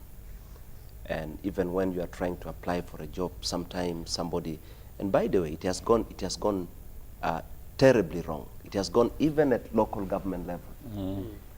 You go to a particular sub-region where people speak the same language. It has now gone down to a level of which sub-county do you come from? Which clan? Or which clan, or which district. That is where we have gone as a country. And that's a problem for all of us. We are not just going to blame one individual. We need to take responsibility as Ugandans. Because, you know, and I said the leaders fail us. I will give you the example of northern Uganda. All right? There was a time when we were referred to as Anyanya, okay? Calling us different kind of names. These are things that happen. But you see, we need to look beyond and recognize that, yes, terrible things have happened. We don't need to get stuck there. We need to forge a way forward. So the discussion has to start. And you see, the kind of platforms we have today, like we have repeatedly referred to the PLU, and we're saying, look, it's not going to be about religion. It's not going to be about ethnic groups. It's going to be about Ugandans who can come together and begin to talk. Talking about the bad things and the good things and beginning to shape a future. So the whole thing starts with acknowledging that terrible things happen. Acknowledging that, you know, right now, it's about tribes, it's about this, and it's not taking us anywhere. The moment we are able to acknowledge and the moment we are able to start talking about it, then we will begin to realize the importance of looking at the bigger picture. And I think that is the direction some of us are beginning to take. And you know, in some places you may think a particular part of the country is having milk and honey flowing. And when you visit there, the story is different. There are people who are in abject poverty, like in other part. So it's about helping Ugandans begin to realize that, look, if there is a problem, it's not about a particular tribe. It's about Uganda, and we need to correct it. So that's the kind of conversation we are beginning to have. And I really want to, you know, again, Honorable Mara said something, and I need to correct that impression. Honorable Mara said, you know, a pressure group should be for young people, so that that's a wrong concept. You need to understand, because no, actually, I do not agree with him too. I saw that in your face. What do actually, I saw that in your face. You know, no, but if you allow me, Mapinduzi, let me say something. Please proceed. Ugandans and all Africans are telling us lies. They are just people who are selfish in some cases, and they hide behind tribalism. They hide behind religion. They hide behind young or old. But they are not, they actually know that it's wrong. It's not that they are actually tribalistic. For me, because I don't want Otieno to get the job, I pretend. But I know what I'm doing is not right. Thank you for that. And it's you know, nepotism, pure nepotism. But the foundation of our political parties, give an example of DP or UPC, connotations of religion were there. Isn't there? At the beginning. At the beginning. Not UPC, and UPC never was. And that's where, isn't that the problem of our foundation, of our problems, of our parties? That's precisely what I'm talking about. Yes. It's just a nickname. You know how we started could have been wrong. But are we going to get stuck there? we need to have that sober discussion and say, look. And the other one is Dinia Papa. Yes. Those are the names. And that's why I said we need to acknowledge that things did not go on well, and we need to start to correct. And every political party has a duty to correct that. I feel saddened when I hear, even right now, the kind of tone, like I've been hearing in FDC, all right? The kind of tone now. The Katonga group is being, attached to a particular, and then there is also another group saying, you are trying to alienate us, the Eastern Bloc. The moment we begin to build political parties based on that, we tear the country. By the way, that's how UNC broke. So, and then I did not want to miss something. The Honorable Minister talked about some of the things we are discussing as a platform. He talked about corruption. And you see, we are not just talking about corruption in political parties or in the NRM. We are talking about corruption in the country. Let me give you an example. Recently, there was a report published by the Auditor General. There was an exercise, a verification exercise, to determine the number of civil servants we have in this. I'm not sure whether you saw the report. I saw it. 10,000 ghost workers in this country. Only? 10,000 ghost workers in the civil service. All right? These are people who could have retired, people who could have died, people who could have absconded, but they are getting salary. There are people paying them, and the country is losing 53 billion. And Honorable Mapinduzi, even as I'm going to give a last word, we agree with corruption being the problem, but it's not the bottom line.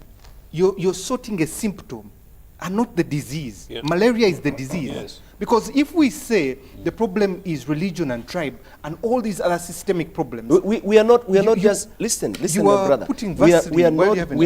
We are not just dealing with the symptoms. We are using the symptoms to help us trace where the problem is coming from.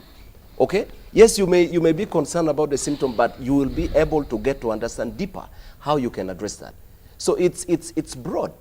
Okay. Gentlemen, I have a few minutes, so I'll start with the Honorable Mapinduzi going round on your last words there, but also on the trend of what has been happening on our electoral cycles and how political parties seem to be charged 2 years before we get into the electoral cycle. I'll start with you, and then Joseph, I will push on to Honorable Mara, Captain Francis Babu, and lastly, the Minister. Well, it's expected. What is happening right now is that every political party is beginning to, one, scale up their level of, attraction and recruitment of new members. There are also people from within, there are lots of internal struggles where people want to position themselves, and you're likely to see a lot more of that. It's even going to be worse at the time when political parties are approaching primaries and all that. These are things that are going to happen. But you see, the political parties have to do a lot more in building their internal systems and structures. If you're a political party like the UPC currently appears to be a little stronger in Lao. You need to spread your wings and be strong everywhere. NUP appears to be a little stronger in the central. You need to. But the moment we are very comfortable and we think, so I don't see many political parties taking that direction. Many political parties are comfortable with where they are, and so they are busy fighting internally, struggling for the little instead of building a broader base so they can take power. I don't understand that. So the bottom line is that as we approach 2025, going to 2026, political parties need to do a lot more in recruiting new members, in building systems that work, and also making sure that when they reach a point of identifying candidates for their parties, they don't tear the parties the more. Otherwise, you can concentrate right now to attract, but if you don't have clear mechanisms of managing internal pressure, then you will, as a party, not go anywhere. And then the next day, we will begin to say the NRM rigged. And the other thing is, if the NRM is able to have from LC1 in every village, they have candidates, they have councillors in every parish, they have councillors in every sub-county, district chairpersons, and again, we will be flogging at the toes. So if you want to compete, build your structures, reach every part of the country, let your political party carry a national image, not a tribal, not a regional, not a religious kind of perspective. That way, we will begin to talk about Uganda as a country and talking about, multipartism. Thank you very much. Mr. Ocheno. I really hope, as I said, that Ugandans use this space and this time to critically review what is going on internally, so that we're able to look back to where we're coming from and to very consciously take very seriously the stock of the failures of NRA, NRM, and to simply say that going forward, we should not really go back through the shambles of the last 40 years. Grant is absolutely important that the existing political parties should also look critically inwardly. I know we hold NRA to account in many ways, but should look actually inwardly, particularly when it comes to the question of leadership and question of internal democracy. From UPC's perspective, I hope that our only major problem at the moment is the question of leadership, and that at the moment is being held back relatively by possibly the backlog in the judiciary.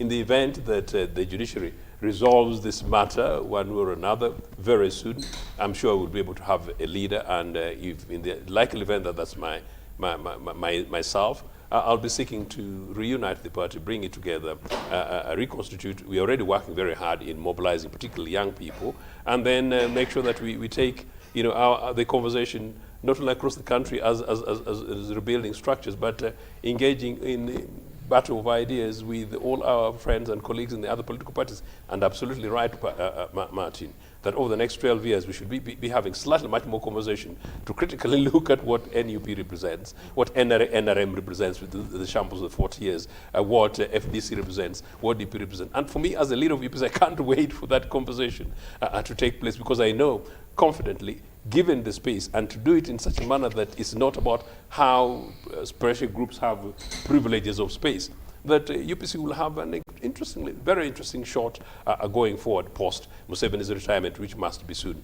I must say that there is a by-election pending in Dokolo. It looks rather nice. I will be very excited to say that almost certainly it's a seat that we must take. But I think, like Martin says, we need to be looking very much outwardly beyond Lango. Thankfully, we've never been a one regional political party. We're a political party that only struggled in Buganda for a very specific reason. But across the country, we are the political party of the future.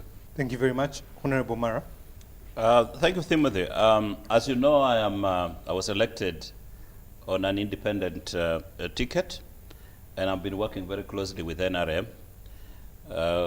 As I mentioned, while I'm looking at the program that the President Museveni has in place for transforming Uganda, I'm seeing... Individual merit. Copy, please. Yeah. So I'm just looking at my brother, the minister. They are again running away from NRM to a pressure group. So I'm just wondering where I am. I want to encourage NRM leaders who are outside there, is that let's work with the President Museveni to deliver on the promise, and then we'll look at 2026. The other thing also is that, Timothy, we need to rally around a well-crafted ideology and programs and policies. If we run after individuals as leaders, we are going to fail. Yeah. And for example, if tomorrow President Museveni says the next leader for NRM is going to be Honorable Babu, I can, as night follows the day, these leaders that have run to PLU will run again looking for where Honorable Babu is, without looking at what is it that is there. So let's concentrate more on ideology. Like this country, we need to look at what are the economic policies that will take us forward. What is our foreign policy agenda? We are having regional stability. What is it? What is the matters on strategic security within the region? Let's discuss those policies.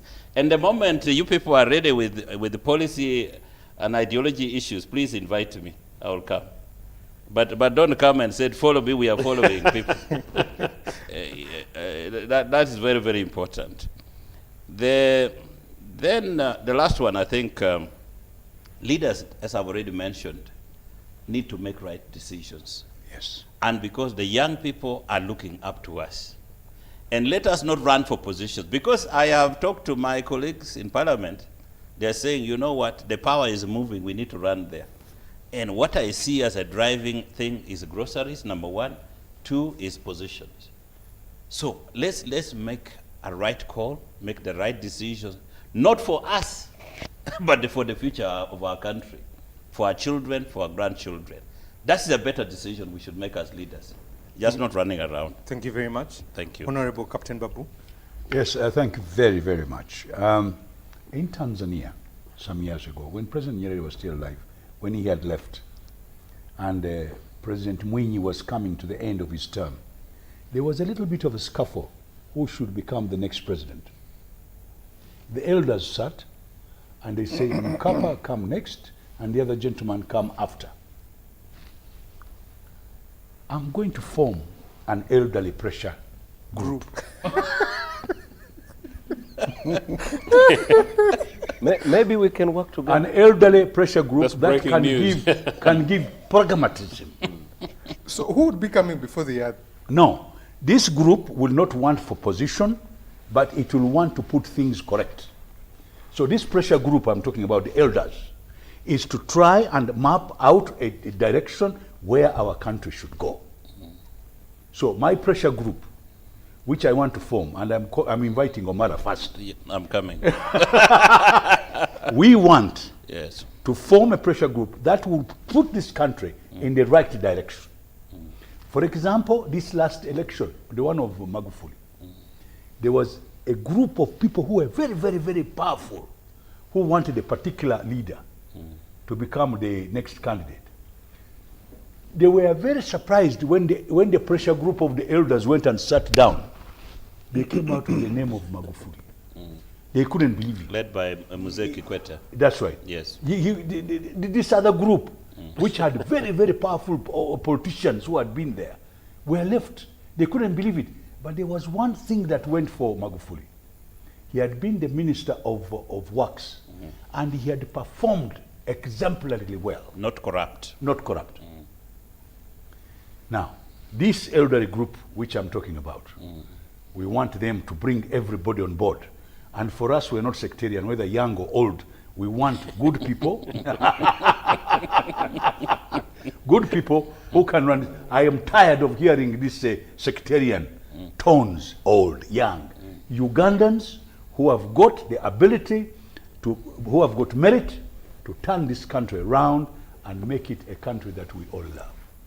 I wish everybody a very good night. What's the name of the pressure group? No, it's still the Elders Forum. It's still a concept. The Elders Forum. It's still a concept. Honorable Minister, two comments here that someone is asking. If PLU is a pressure group, ask the Honorable Minister to tell us who it's pressuring. This is Okulu James from Lira. And also someone else says, please ask the Honorable Minister to explain transition and succession. Over to you, sir. First of all, I'm not going to go into those academic issues. I'm not. But you will tell him to come to my office. I'm going to take him through a lecture between transition and succession. It is on Parliament Avenue, ICT House. But let me again allay the fears of my brother, Honorable Mara. We are not moving from NRM. And let me also allay his fears. I want you to prove me wrong in the future.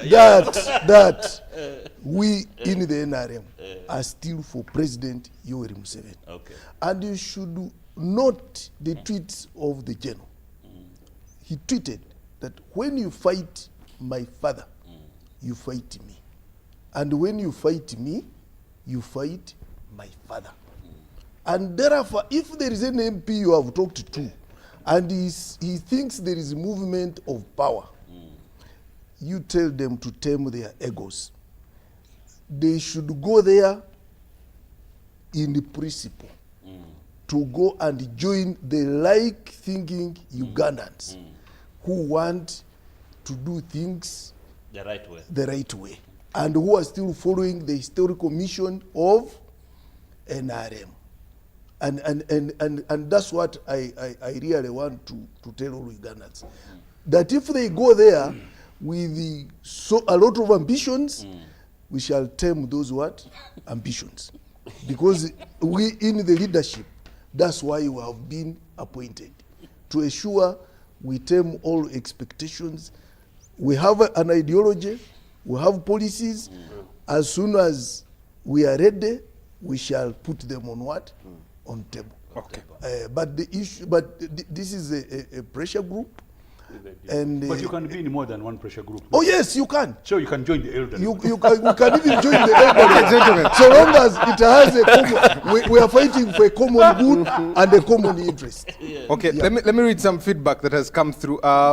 This is Sempagala Bonnie Jackson watching from Seguku says, the best elders like Mr. Babu and Wakida, thank them very much. I think he meant Honorable Mara. One day I told a folk from Acholi sub-region that one day the narrative of making someone's son inherit his or her path would be used as an example to exemplify the actions of the person. I give the prayers to this country even as we move forward, okay? Someone else goes on, Uganda is on a trend. The Lord revealed and said the president is going to betray. Interesting, okay? Good evening, Timothy. Thank you very much for the program. I appreciate the view expressed by the guests in the studio. Honorable Babu, you have made my night. It's a holy one indeed. Have expressed the history of Uganda's politics. He's real patriotic and nationalistic gentleman there, despite an NRM. By a staunch member running to PLU is a vote of no confidence to NRM. We are watching them. Mzee David Salongo from Entebbe. Thank you very much. Last 2 years, tribalism has gone up to the private companies. Now, how are we coming out of it? Very interesting question there. Finally, the last one that we'll be reading here. Thank you, Timothy, for the show. This is quite lengthy. Why should someone or some people who are in power start pressure groups? A pressure group of people in their mid and late 50s is laughable. We, the citizens, know that it's going on in this country. We thank Captain Babu for always being honest in his submissions. George there. And one for the road. This is lengthy, but it has quite a number of questions. Multi-party politics versus individual merit. Which country, which Uganda? Okay. Which way for Uganda? He goes on to give us the history there. And finally, this is Gerard Mwesije. Thank you very much. Gentlemen, thank you very much for coming through. I really appreciate your time. I want to specifically appreciate Captain Francis Babu for the late notice and coming through. Joseph Ocheno, thank you very much. This was a pressure group of behind the headlines. We also want to send our quick recoveries to both Professor Sali, who is not well, and Andrew Mwenda, who is also not well, though not both able to be here this evening with us. But we'll end with this quote by Nelson Mandela. I never lose, I choose to learn or to win. Good evening, good morning. Thank you.